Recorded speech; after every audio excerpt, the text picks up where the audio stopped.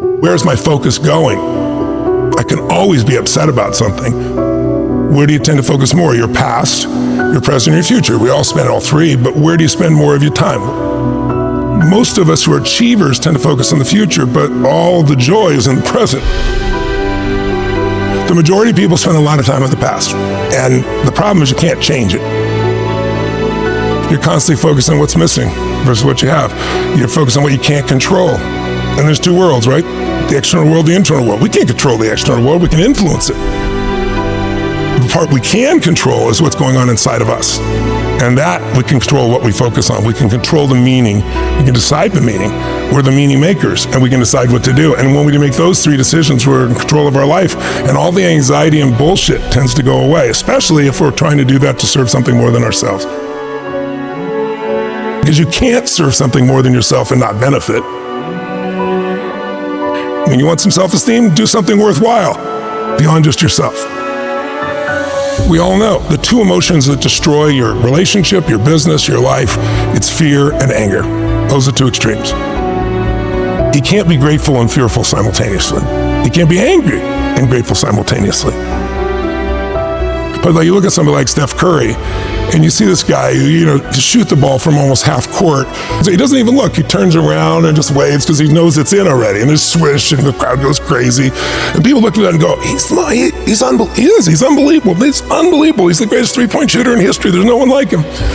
But what they don't pay attention to is that isn't like a little gift. He shoots 500 shots every single day, never less than that, 7 days a week. For more than 15 years, his 15-year professional career, he's been doing it since before he was in college. His dad really trained him. So think of that, 3,500 shots a week, 168,000 shots in a year, 2 million shots in his 15-year NBA career, so he could make 3,600 shots. Not even 1/10 of 1%. I tell people, you get rewarded in public for what you practice in private. I think everything happens for a reason. I think there's a higher purpose. I think it's my job to find it. I think that life happens for us, not to us, but it's our job to figure it out. You're going to battle with internal things within you and external things, but if you keep going, you're going to eventually slay your dragons and you come out the hero of your own life, and you have something to share that isn't bullshit. It's not something you read somewhere. It's something you've lived. Something you want. And everybody can feel you've lived it because it's a different level of ownership, And then, by the way, as soon as you do that, it happens again. You're called on another journey. You have a new level of challenge that you need to go on. It just never ends, but it makes life really, really beautiful. How can people who are always very hard on themselves learn to build up their self-esteem a little bit more? I don't know if self-esteem is the answer. I don't think it's bad to be hard on yourself, as long as you also celebrate when the victories happen. But so many people will tell you, I have poor self-esteem because when I was a kid, people said this to me and that to me. And it's convenient that we remember those things and not the positive things that also occur, obviously. But I think it's more important is to realize that self-esteem is earned. It's only earned by you with yourself. You're not going to get self-esteem because everybody praises you. Someone can tell you your whole life that you're brilliant, you're a genius, you're beautiful, you're handsome, and you not believe it. Someone can tell you, you're a piece of crap and you're never going to become anything, and there's a part you can say, I'll show you, as many people have, and then they develop drive out of it, right? So it's really, self-esteem comes from doing incredibly difficult things where you pushed yourself. It's not virtue signaling. It's not telling people about it. It's what you know inside your soul is true. And the more you do things that are incredibly difficult, and especially things that are meaningful, meaning they're not just about yourself, the higher that esteem would be. I think the most important thing for self-esteem is to find something you care about more than yourself. If you find something you care about more than you won't be thinking about yourself all the time, and all your self-esteem just goes out the window. The real question is, what do you want? If you want an extraordinary life, my definition of that is life on your terms. Some people, it's 3 beautiful children, a white picket fence. Some people, it's building a multi-billion-dollar business. Somebody else, it's writing poetry.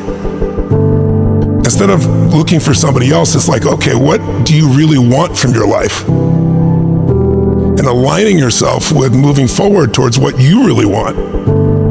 If you can do that in a way that also you feel is serving others simultaneously, there's a sense of meaning in life that can't be replaced by self-esteem or praise or compliments or being nice to yourself.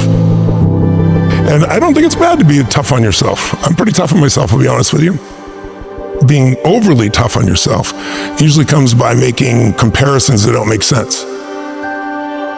You're comparing to somebody else's life that has a totally different path, a totally different experience. We all develop in different stages and different things. We all want different things. But eventually you wake up and say, it's good to be strong with yourself, but beating yourself up just lowers your energy. And when your energy gets lower, you produce less. And you don't have the same level of joy. You don't have the impact that you want to have, nor do you have the excitement that you really want to have. So I look at it as something that it's worth earning your own self-esteem, but it's really not the secret. The secret is find something else you obsess about more than yourself, and you'll have a level of energy that will compel you over the long term.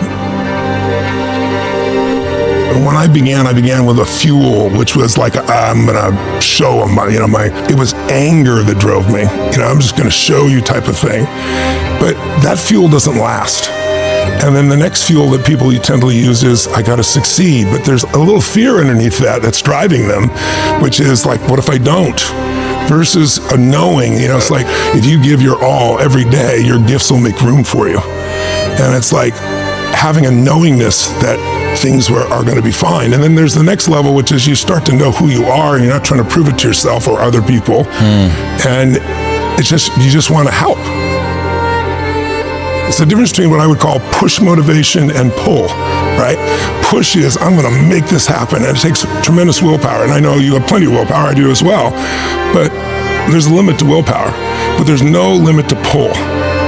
Pull is when there's something magnificent that you want to serve, something that you've got an obsession for, to create or to do or make happen. And that you don't lose that energy, you don't lose those components, and you're able to laugh and enjoy along the way. I think it's important to realize wherever focus goes, energy flows. It's corny, but it's true, right? In fact, maybe an easier way of saying it is, we don't experience life. None of us do. We experience the life we focus on.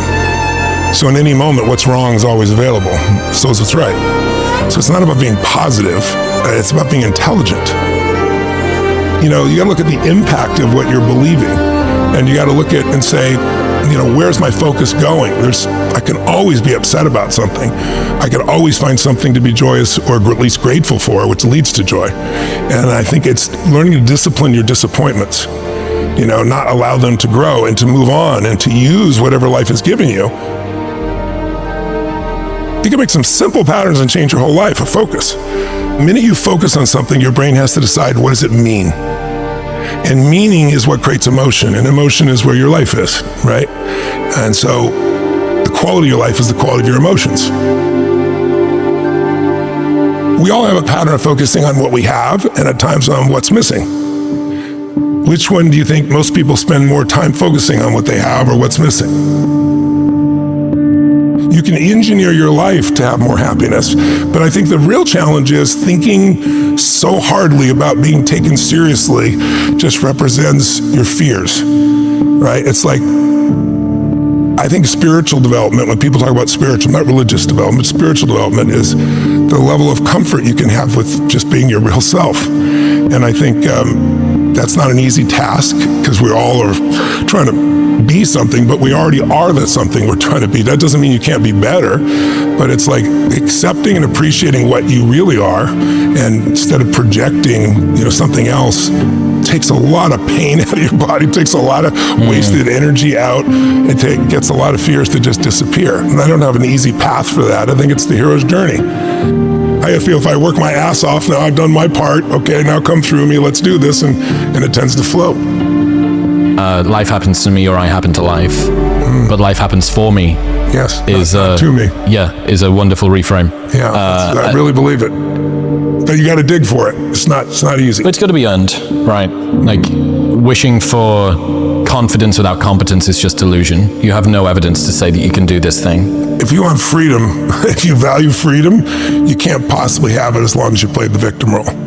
None of that makes you who you are. None of that controls where you are in your life. It's like, have you ever had something happen in your life that was horrible? I mean, it was painful. You'd never want to go through it again in a million years. You wouldn't want anybody else to go through it that you care about. But after 5 or 10 years, you look back and you say, I never want to go through it again. but now I see the wisdom in it. I'm glad It's like it made me care so much more. It made me so much stronger. It made something in me more. I mean, I'm sure you can relate to that, can't you? Yeah, for sure. I mean, you don't really realize it's just life. And then you learn a little bit more about yourself and you start to realize, well, look at all of the ways that I've had to compensate for that. Look at all of the ways that it's held me back. Look at all of the beliefs that I have about myself. And God, if only that hadn't happened, then I would be here or I would be there. And then you realize, well, the light side of all of that dark stuff is usually the stuff that I'm most proud of myself for. Yes. So the fact that you were maybe a little bit alone in childhood means that you're very self-sufficient when you're an adult. Or the fact that you didn't have anybody to support you means that you have no concern about working on your own and continuing to take a bet on yourself, so on and so forth. So you end up having this really strange loop where you go from unconscious incompetence in that you've somehow been through something that you really hate, to this sort of awareness of how it's held you back, to this awareness of how it's propelled you. And then you have to get to this really difficult place, which is, okay, so this is a thing that I kind of wish hadn't happened, and yet I'm grateful that it did. And it's like a psychological superposition that you need to hold in your head at the same time. You can't collapse it down into one. You need to hold both of these things. It's like, yeah, that's like that shouldn't have happened. Like I really wish that. And had you have been able to see you, had you at 36 have been able to see you at 12, you'd have picked them up and given them a hug and said, I believe in you and you don't deserve this, but it needs to happen to you. It was meant to be. Now, I don't believe like everything's meant to be. I think situations are meant to be, and then it's our job to choose how we're going to use them or be used by them, right? I think that's the difference. But I think, we get easy times and tough times. Why is that important? It is incredibly peaceful if you've done the job in the beginning because you know who you are. Now you have an amazing life.